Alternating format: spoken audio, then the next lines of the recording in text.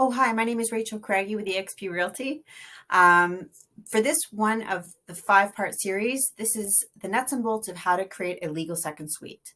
For this series, particular section, we're going to be speaking with Ken Bekendam. He's a real estate investor, developer, and contractor, and he's going to focus on and talk about zoning, the types of zoning specifically in the Hamilton area, and what types of additions you can expect to add depending on what they are. Okay, so if you have any questions, please feel free to reach out. Otherwise, enjoy. Take care.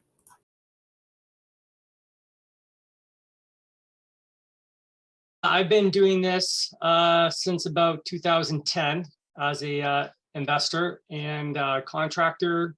I've been really focusing on the secondary dwelling units really since about 2018. Thanks everybody for jumping on. There's so much content to cover in these types of topics, but I'll try and cover as much as I can and be as quick as I can. So just talking about obviously garden units and stuff today. Here's some of my information. I'll share it again at the end. But the best way to find me is really just legalsecondsuites.com. Okay, and then you can reach out to me and book a consultation to discuss your project. Okay. So just a real quick summary about who I am. So I'm a single dad. I'm a designer, consultant, contractor. I'm a developer. I'm a housing advocate. I believe strongly in these units. I'm actually an alpaca farmer. And so we complete about anywhere between 140, 150 applications and projects a year. Does result in quite a few new units a year. It's amazing the power of secondary dwelling units and how much we can actually create doing it this way. We do work in about 40 different municipalities and townships. Okay. Also have a construction company called Wise Construction Group and a property management company as well to help service these projects. Okay, so what is a secondary dwelling unit? Some of us have probably seen this little snapshot before. The provincial government has put it out, basically showing where we add units. You know, we can do the basement apartment, which is very typical. You know, we're doing a lot of the second floor apartments. You know, we're looking at, you know, rear additions. And lately getting into the coach houses and the detached units, the garden suites, laneway houses. They go by a lot of different terms, but that's pretty much where we're adding them these days. So just to give you real quick, so we have Bill 140 that came out back in 2011, which really pushed for more housing and recognizing the need. We then had Bill 108 back in 2019. That's what really spurred a lot of the current secondary dwelling units that we're currently creating. Then we had our big announcement from Bill 23 with Doug Ford, which is further allowing, you know, 3-unit conversions and even 4-unit conversions. We've already been allowed 3-unit conversions for some time, so it's not like breaking news what Doug Ford came out with, but there's a lot of other things that they're doing to help, you know, make it easier for us to get these units, which is great. Okay, so where are the opportunities to add more units? Okay. Really, the opportunity is everywhere around us. It's amazing. You just look at an aerial map of a city, and I can point out, you know, a million different properties that we can add units in. It's getting much easier. The red tape is being reduced a lot. So, you know, obviously we have our coach houses, laneway houses, the garage units, the units above an existing garage, or maybe it's a newly constructed laneway house. The difference between a laneway house and like a garden suite or coach house is really just the fact that it's on a laneway. There's no other difference with it. So then we have, no, these are some little snapshots of what these little garden units look like. Small little mini homes is essentially what they are. Nothing really special about them, just the fact that they're smaller, and they're in a backyard or a side yard. We have our basement apartments, which I'm sure many of you are familiar with. You know, we've gotten into a lot of the second floor. So yeah, like the second floor additions. This is actually a personal project here. I'm putting a full second floor on it. And this particular zoning here, we can actually do a triplex. So we're doing a basement apartment, a main floor apartment, and a second floor apartment. Okay, so then we have like a rear addition. So here we have basically kind of a 2.5 story kind of century home, an older century home.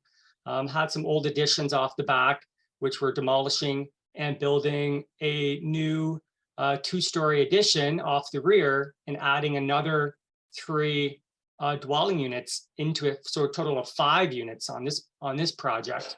Obviously, it does get into bigger amount of construction work, but this was a single family home when we first started with it, and the end result is going to be 5 units. Obviously, it really depends on your particular zoning and what it permits, which we'll be getting into. The century homes are great buildings to get a lot of units in. They're big, they're spacious. A lot of these big century homes, we can fit, much more than 2 units. We can do 3, 4, sometimes, upwards of 8 units. You see this on the left, or sorry, the right-hand side of that picture, the semi-detached, right here. We actually put 8 units in this building. So a basement, main floor, Wow. and a 3rd floor unit. And we did both sides. So we took what was just, basically 2 units, we made it into 8 units total. This is in downtown Hamilton. And so it's amazing what you can do with these big century homes. For those of you who are, even more, brave, you can tackle these commercial mixed-use buildings. We've seen a big push into these types of buildings, converting kind of vacant ground floor commercial storefronts into residential units. And again, we have to confirm with zoning that it's permitted, but these are great buildings as well to tackle. Obviously, it may not be for the first-time investor, but there's definitely great opportunity and to add a lot of units into a building. Many of these buildings we've been actively involved in. Myself as a designer, as a contractor, or actually as a JV partner in these projects. Like this one here was basically a vacant medical office building that we are converting to 22 apartment units. This is downtown on Barton Street in Hamilton. The keep and sever strategy. This is one that's, we're seeing more and more, basically taking like double wide lots or corner lots and severing them into additional land parcels. And that can be a great way of adding more housing or adding a lot of value. If you have a nice big corner lot, it's amazing, how little of land you need to actually have a successful severance, a lot severance. So definitely, when we're looking at properties to purchase. I can't hear you, sir. Sorry, can you hear me? Yeah, okay. When we're looking at purchasing properties, it's really, these days, especially with all the changes that are happening, really the bigger the house, the bigger the land parcel, the more potential opportunity we have to add more units. And that's really what it's about right now, is just trying to find the biggest thing you can on the biggest piece of land. Because it does open the doors for a lot of different opportunity. So, okay, so that brings us to, so that's just a real quick, kind of where we're looking for opportunity, okay? So now you think you found a perfect property or a place to put an SDU. What do you do next? So this is where we really get into kind of the top things to look for. I'm going to use the city of Hamilton as an example. We are based in Hamilton here, our company, but Hamilton also has some of the most progressive SDU and ADU bylaws for these types of units. They've really done a great job in the last number of years of really cleaning up their bylaws to making it much simpler. But what I'm going to show you guys is applicable to every single municipality in the province as far as the process of what we go, like how we go about this. So the first and foremost is really, you have to know the zoning that the property is in. And this will tell you what the permitted use is of that property. Every single municipality has their zoning maps. where you can go in. Some municipalities are better than others. Some have really great interactive maps. Some don't. Some have more old school, like PDF maps that you have to search through to find your zoning. But if you're in any sort of modern municipality, they're going to have good maps. And so we go to the interactive map to find our zoning designation. In Hamilton, we have their interactive zoning map where we can just go in, we type in the property address, and it will bring up the zoning code for us. Really, really simple. They have another map, which is their spatial solutions map, which we use to basically, we can click on the land parcel and it will tell us the property dimensions. It will tell us the frontage, the width, the lot area, that type of information. So this one here is one we're going to be actually looking at later on, 106 Huxley Ave North. So on the interactive map, we basically just type in the address and boom, it pulls up the property and it tells us it's in this R1A zone, which is actually a newer zone in the city.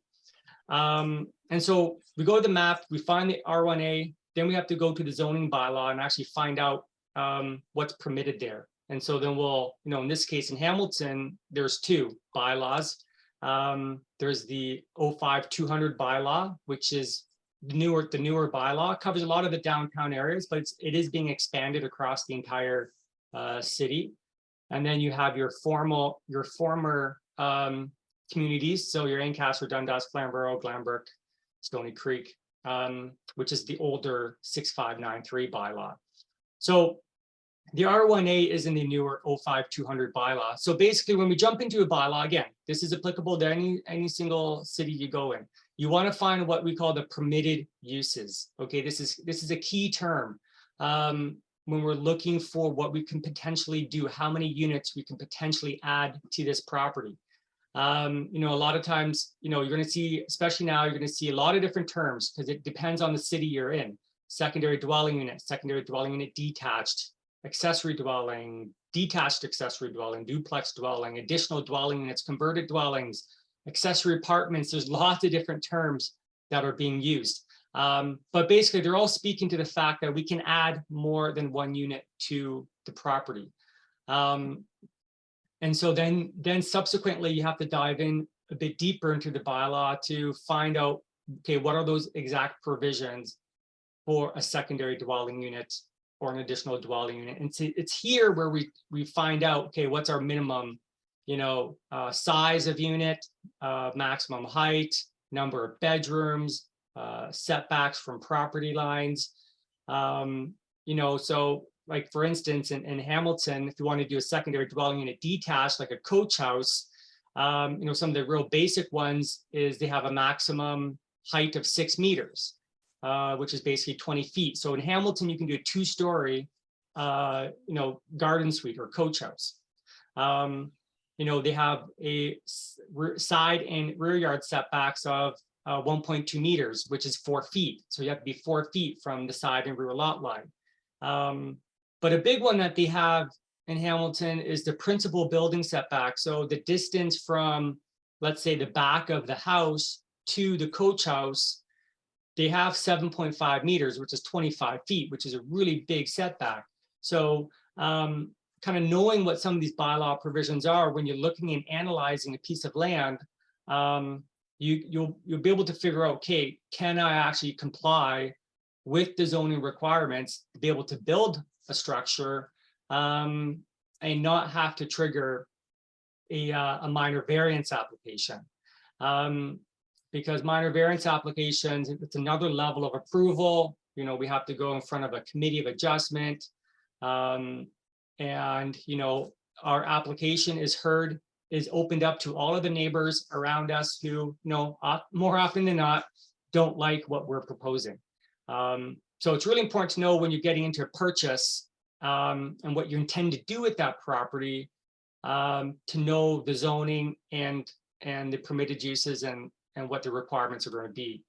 In Hamilton, we're seeing, a new term now called converted dwellings. So this is new this fall, where we can do up to 4 unit conversions. So in Hamilton, you can either do all 4 within the principal building.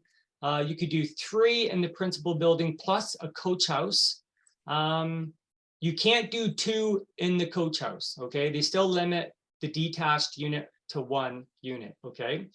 But so Hamilton's really, really flexible on it. They have done a great job. They're one of the only municipalities right now that are allowing up to 4 unit conversions in these kind of single detached zoned areas.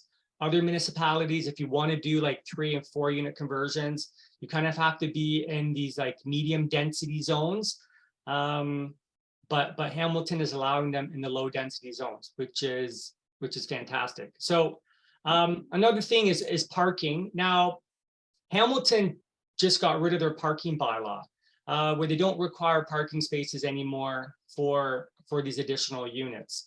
However, many other municipalities still do require parking. So if you're looking outside of the Hamilton area and the other communities, you definitely need to be aware of parking. And just being very, very high level here, most will require 1 parking space per unit, okay? And it has to be within the legal lot boundaries, okay? So, your front lot line is not always at your sidewalk edge. Oftentimes it can be much further in from the property.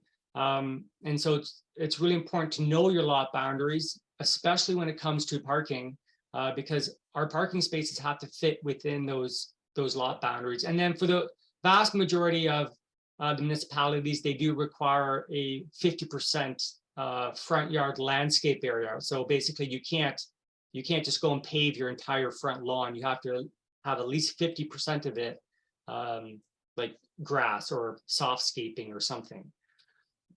A couple common arrangements for parking. We have side by side. Sometimes we have to extend the driveway into the backyard in order to get our parking arrangement. Some parking bylaws, they only allow 1 parking space in the front of the house, and then the second parking space has to be beside or behind. Sometimes we can come in and create like a hammerhead driveway and create using the width of the yard. Other municipalities allow tandem parking, which is really great because oftentimes we can just work with the existing driveway with tandem parking. Okay, so that's kind of real high level, like zoning review. It's really hard to go into too many specifics because, even within one municipality, there's so many different individual zones. And then you spread that out across, however many municipalities there are in Ontario. It's too much to cover in a little 30-minute presentation, but I kind of touched on the real basics, high level view for you.